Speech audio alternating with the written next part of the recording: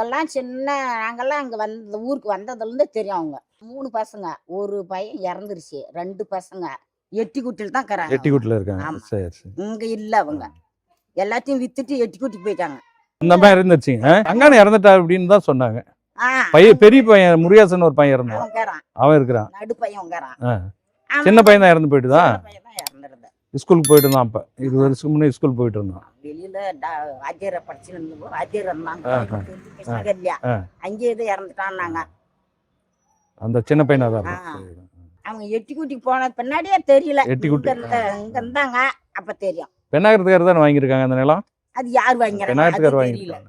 இங்க வரப்போக உங்ககிட்ட பேசுவாங்களா? அவங்களாம் அவங்களுக்கு பேசவே இல்லை. ஏமா இப்போ வீரப்ப இருக்கும்போதெல்லாம் இந்த பக்கம் போலீஸ்கார நடமாட்டம்லாம் அதிகமாக இருக்குமா? அவங்க அப்படி கூட இல்லை. போலீஸ் நடமாட்டம் இல்லை, அவங்கள சொல்ல. போலீஸ் இந்த வழியில் போகிறது வர்றது, உள்ள காட்டுக்குள்ளே போகிறது